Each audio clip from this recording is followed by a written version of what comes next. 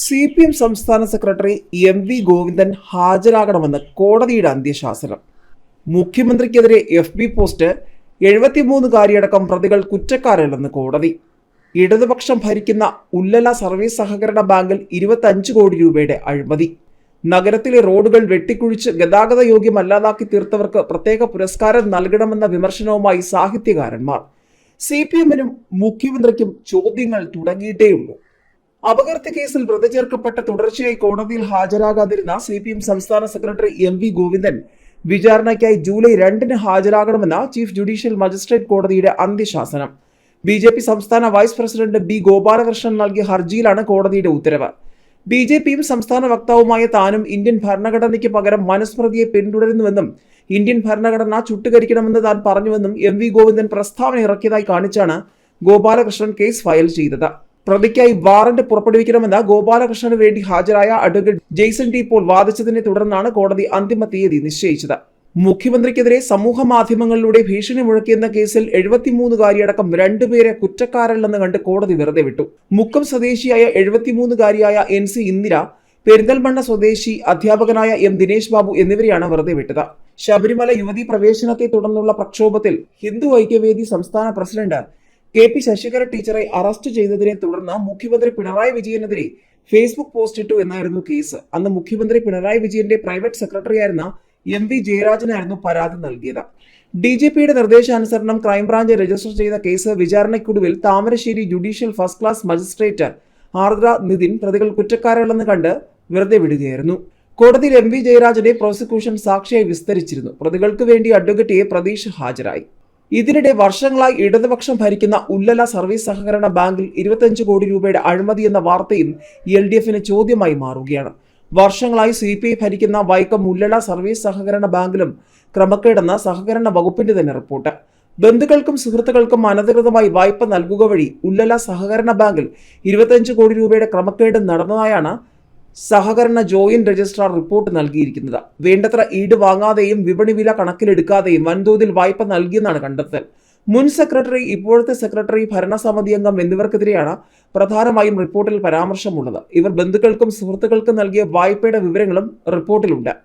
അവിടെ കൊണ്ട് തീർന്നില്ല കാര്യങ്ങൾ. CPM ലോക്കൽ സെക്രട്ടറിക്കെതിരെ മുൻ സെക്രട്ടറി നോട്ടീസ് അടിച്ചിറക്കിയ സംഭവം പോലീസ് സ്റ്റേഷനിലേക്ക് എത്തിയിരിക്കുകയാണ്.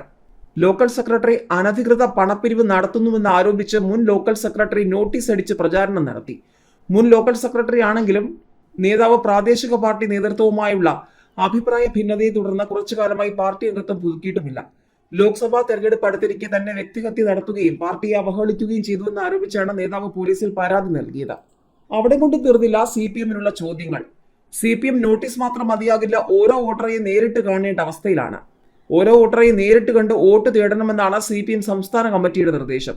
സംസ്ഥാന സെക്രട്ടറി അടക്കമുള്ള എല്ലാ നേതാക്കളും പ്രവർത്തകരും ഈ സമ്പർക്ക പരിപാടിയുടെ ഭാഗമായിരിക്കും. സ്ഥാനാർത്ഥിയും നേതാക്കളും സ്ക്വാഡുകളും വീടുകളിൽ എത്താറുണ്ടെങ്കിലും എല്ലാ വോട്ടർമാരെയും നേരിട്ട് കാണാൻ ശ്രമിക്കുന്നില്ലെന്നാണ് മുൻ തെരഞ്ഞെടുപ്പുകളുടെ അടിസ്ഥാനത്തിലുള്ള വിശകലനം. നോട്ടീസോ ലഘുലേഖയോ വീടുകളിൽ നൽകി പോകുന്ന രീതി പറ്റില്ല. വീട്ടിലെ ഓരോ വോട്ടറെയും കണ്ട് സംസാരിക്കണം. അപ്പോൾ പറ്റിയില്ലെങ്കിൽ പിന്നീട് നേരിട്ട് ബന്ധപ്പെടണം.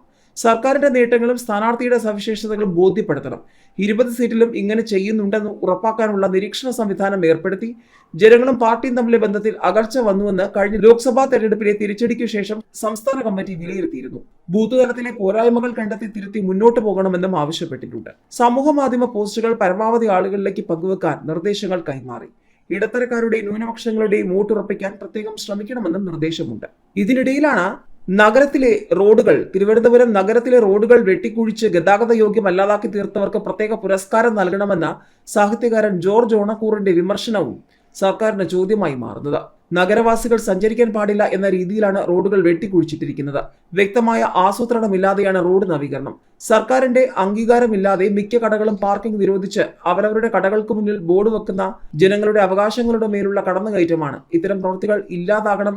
എന്ത് കാര്യമായാലും ജനങ്ങളുടെ അവകാശങ്ങൾക്കാണ് പ്രാധാന്യം നൽകേണ്ടതെന്നും ജോർജ് ഓണക്കൂറും പറഞ്ഞു. അവിടെ കൊണ്ട് തീർന്നില്ല.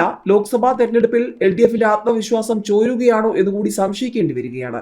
ലോക്സഭാ തെരഞ്ഞെടുപ്പിൽ സംസ്ഥാനത്തെ 20 സീറ്റും LDF നേടുമെന്നേ മത്സരം അവസാനിക്കും വരെ പറയാനാകുമെന്നും അതിനുശേഷം ബാക്കി കാര്യങ്ങൾ വിലയിരുത്താമെന്നൊക്കെയാണ് CPM സംസ്ഥാന സെക്രട്ടറി MV ഗോവിന്ദൻ ഇപ്പോൾ പറയുന്നത്.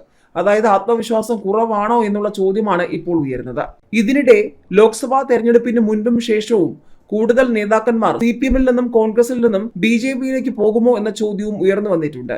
ഏതായാലും കേരളത്തിൽ കൂടുതൽ നേതാക്കന്മാർ കോൺഗ്രസ് വിട്ട് BJP-യിലേക്ക് എത്തിയിരിക്കുകയാണ്. മാത്രമല്ല കേരളത്തിലെ CPM ആം ആദ്മി പാർട്ടി എന്നും അരവിന്ദ് കെജ്രിവാൾ എന്നും നിലവിളിക്കുമ്പോൾ പഞ്ചാബിൽ ആം ആദ്മി പാർട്ടിക്ക് വലിയ തിരിച്ചടിയാണ് ഉണ്ടായിരിക്കുന്നത്.